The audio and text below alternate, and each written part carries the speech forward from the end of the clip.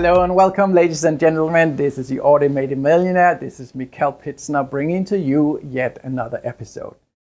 The last two episodes I took out, one to celebrate, the 10th episode of this podcast/video podcast. And then the last episode that we had just before this one here was a little bit more of the story of the Automated Millionaire, how we came about to name it this way, and give you maybe a tiny bit of background of my story. This is not to boast me or to promote me per se, but it is to give you an idea about, where did this come from? And also to remind you of the kind of results that you can derive when you use good systems to build your business or to change the business that you have now. And again, the idea for the perfect lifestyle, I believe to a large degree, when we become entrepreneurs, a lot of what we're looking for is not just the money. Sometimes it is a lot of it, but in officially, maybe it's not really the money. I think the biggest reason is really this sense of freedom that a business and being a business owner can create.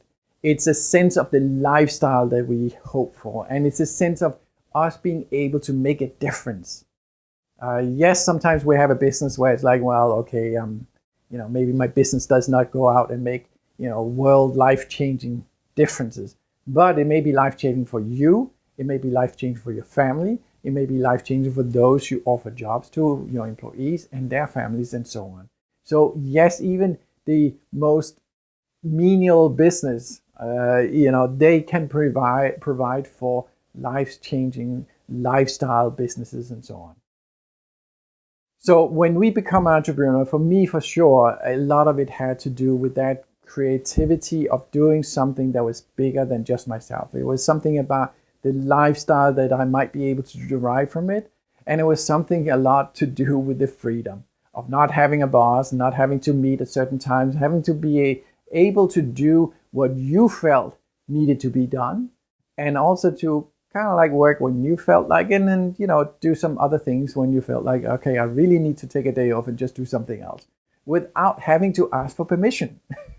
So with the Automated Millionaire and the lessons I bring forward, I am hoping to inspire you to be able to do this and get the results for it in a much grander way than you may have been able to so far. Again, I've helped over 100 companies in person, on site, working with them in the trenches, using pretty much most of the lessons that I am conveying in these podcasts and over these platforms that I'm distributing this information on. The programs I offered is pretty much the same kind of message and knowledge that I taught those business owners on. Today, because I want to reach a larger audience, I'm taking this online and I'm providing it through my courses, my programs, and my coaching. Most of these programs, especially the larger ones, my signature programs like the Automated Millionaire Business System, include coaching. So there are weekly group coaching calls where we can discuss your particular challenges in your business, your particular struggles, or your particular questions, so that nobody's left behind and everybody can have a good, solid avenue to really, truly create those extra results. My charge is always to bring you so much more value that your investment with me, however big or small, actually comes back to you manifold and absolutely as fast as it can, while also making your business much more efficiently run. Today in this episode, what I want to do is I want to go back to our series that we started off, and we carried out several episodes except for the last two ones, and we want to pick up those again. It was the series on the secrets of a top business turnaround agent. So again, it's some of the secrets that I've extrapolated and pulled out of what is the lesson behind my system. So when I teach this system, there's certain steps that we go through so that it can be implemented in your business, and so that your team can learn how to do it, and now they will live it and make better results with you. And so that you can quickly find out what needs to be done, what should not be taken care of because it's just robbing your time and not giving you much more of a better solution to anything, but what needed to be taken care of and what prioritization and so on. This system is like I said, it gives you step by step by step. And when I looked at what is really the underlying factors that really make a key pivot to everything, what is it, the differentiating thing that really comes up and helps you bring a better result? Because you see, when I have come out to businesses that are really struggling, I had to give them results, and I had to find these results with the team very, very fast. Right? They didn't have the money. They didn't have the money to invest in me. They took an extra loan. The extra loan came probably at a super high expense. It was like almost like a payday loan, right? So super high APR, had to give weekly or daily paybacks towards the loan and so on. And now they were using money to pay for me because I came in there being a high investment. And it was absolutely detrimental and absolutely necessary that we found cash fast to help pay back for the loan and make the investment in me very sound and secure. So we have to find good results. And so what are those key elements? And those are the ones that I call the secrets of a top business turnaround agent. So this day we want to go back to that, and we spoke about, I mentioned it briefly in one of the episodes. I said when we look at those irritants, the things that are really annoying, like the machine broke down again, and we talked about other things that are like happening in a business. We are not converting enough. We're not getting enough leads. We are, this person always shows up late, or whatever it is in your business, right? I call them all together undesirable outcomes. And when we talk about the undesirable outcomes, and I mentioned to you that you find one and you talk about it. You speak with, okay, this is in my production area. I'm going to speak with my production people, and we're going to see, let's look at this topic. And when you do so, I want you to go in looking at this topic without making an assumption, without straight away thinking or having a gut feeling that says, oh, this is a big one.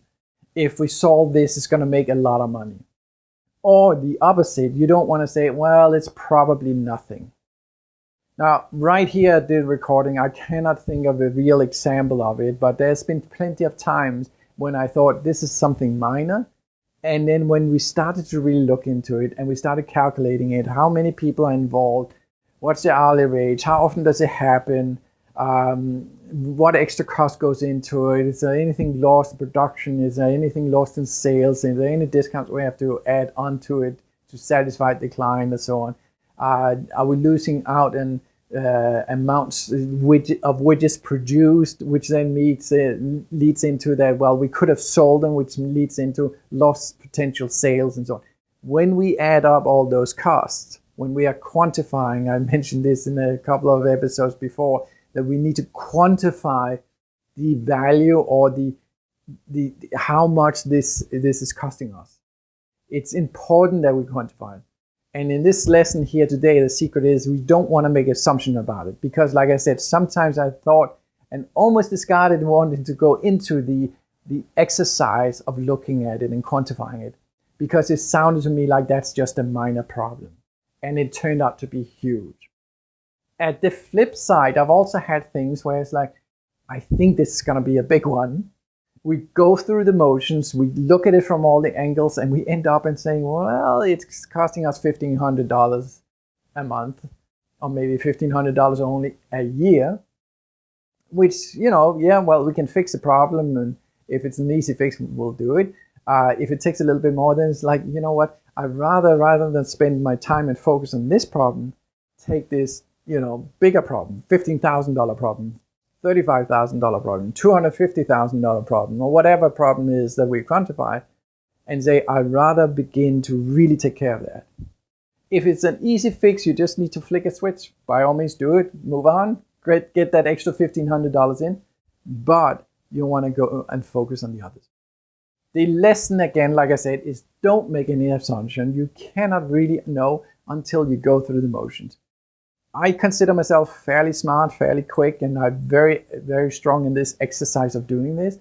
And yet I still sometimes get it wrong when my gut just says, this is probably a big one, or this is probably a small one. And then it turns out to be, it was actually the other way around. So no, don't make any assumptions. We all know the acronym. It makes an ASS out of you and me, right? We don't want to make assumptions.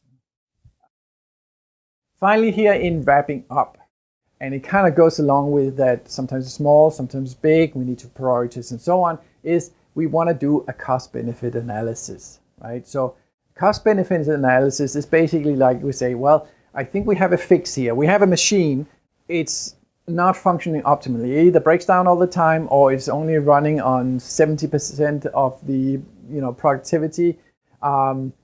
We can buy a new machine. And it comes at a high investment, but maybe that investment is sound. Well, what we need to do is we need to kind of calculate out, okay, we have the the 70% operating machine, and we're saying, well, how much is that costing us that we're losing out on basically 30% of its productivity that it could have done. Then we can buy this new machine, and it's operating 100% because it's a new machine. Maybe it's even faster, can do things milling down faster or whatever it is it's performing, but it comes at an investment. So we need to kind of like make it a calculation on how much is that extra investment costing.